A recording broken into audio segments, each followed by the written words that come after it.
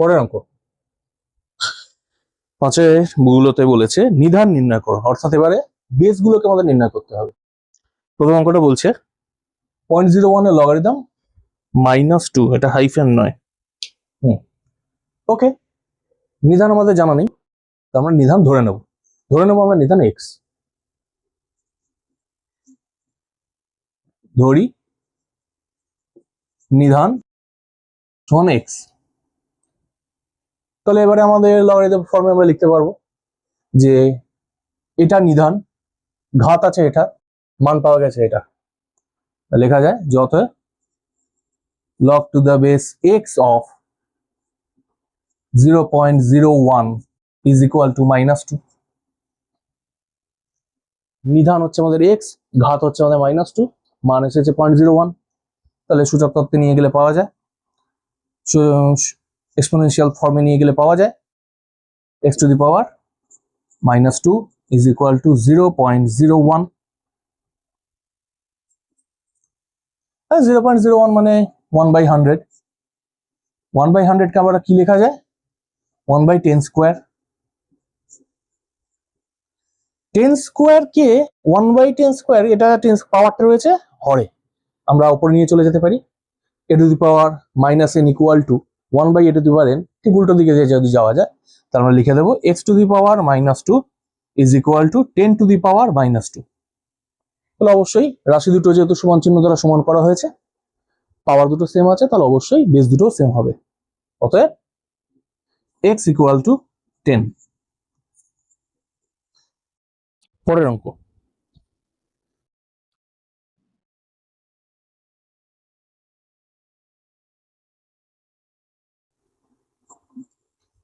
1/3 এর লগারিদম -1/2। ঠিক আছে, একই কথা, আমরা ধরি নিধান x ধরে আমরা লিখলে পাবো, ধরি নিধানটা আমরা ধরে নিলাম, দিয়ে আমরা একবারে ইকুয়েশনটা লিখছি log to the base x of 1/3 is equal to -1/2। ওকে, তাহলে বেসের ওপর যদি ঘাত এটা হয়, মান আসে 1/3, এখান থেকে আমরা লিখতে পারি x to the power -1/2 is equal to 1/3। এখন অনেকভাবে এটাকে করা যেতে পারে। x কে যদি আমরা ঘাত মুক্ত করে নিই, উভয় পক্ষে যেরকম ঘাতকে সমান করে আমরা করছি, আমরা x কে ঘাত মুক্ত করতে পারি। কিরকম ভাবে? x এর পাওয়ার কি রয়েছে? নেগেটিভ।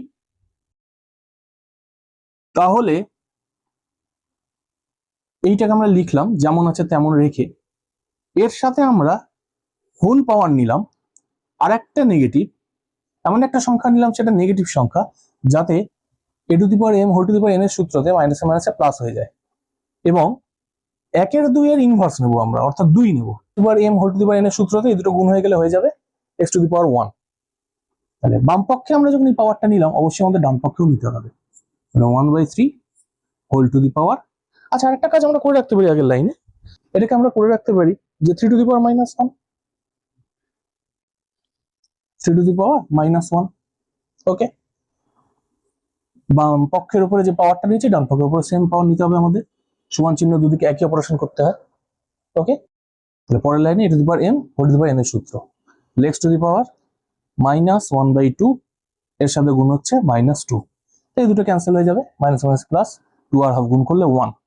এদিকেও ঠিক সেম জিনিস, 3 to the power মাইনাস মাইনাসে প্লাস, 1 into 2 করলে আসে 2। পরের লাইনে আমরা পাবো 3 square power, x to the power 1 is equal to 3 square. অতএব x equal to 3 square equal to 9। তাহলে আমাদের নিধান হচ্ছে 9।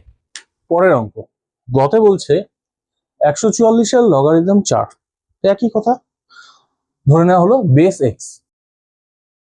তাহলে x দিয়ে একবার আমরা লিখছি সমীকরণটা, যে ধরি log to the base x of 144 is equal to 4। তাহলে x এর ঘাত যদি 4 হয়, তাহলে মান আসে 144। তাহলে সূচকের আকারে নিয়ে গেলে পাওয়া যায় x⁴ ইজ ইকুয়াল টু 144। এখন 144 কে আমাদের 4-এর ঘাতে প্রকাশ করতে হবে। যদি আমরা সেই কাজটা করে ফেলি তাহলেই আমাদের অ্যান্সার বেরিয়ে যাবে। এটা আমি রাফটা দেখিয়ে দিই কিরকম ভাবে হবে। 140 কে আমরা লিখতে পারি 9 ইন্টু 16। 9 ইন্টু 16 করলে 900 হলে 144 আসে। 9 কে কি লেখা যায় 3 স্কোয়ার। আবার 16 কে কি লেখা যায় 2⁴ একবারে হয়ে গেছে। কিন্তু 3টাকে যদি আমাদের 4-এ নিয়ে যেতে হয় তাহলে আমাদের করতে হবে √3 4। কিভাবে এলো?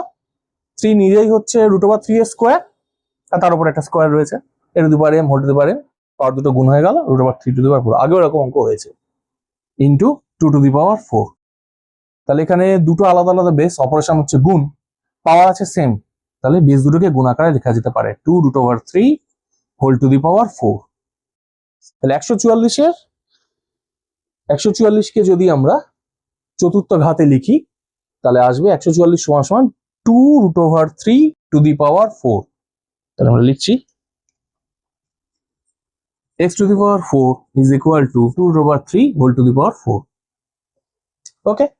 তাহলে পাওয়ার দুটো সেম আছে, অবশ্যই x ইকুয়াল টু 2√3। তাহলে আমাদের নির্ণেয় নিধান হচ্ছে আমাদের 2√3।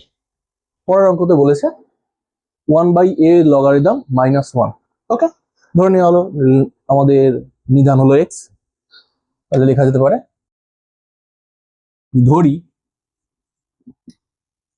log to the base x of 1/a is equal to -1। তাহলে সূচকের আকারে গেলে পাওয়া যায় x⁻⁻1 is equal to 1/a। আবার 1/a কে কি লেখা যায় a⁻⁻1। তাহলে অবশ্যই দুটো ম্যাচ করে গেছে, x ইকুয়াল টু a। তাহলে আমাদের এই অঙ্কের নিধান হচ্ছে a।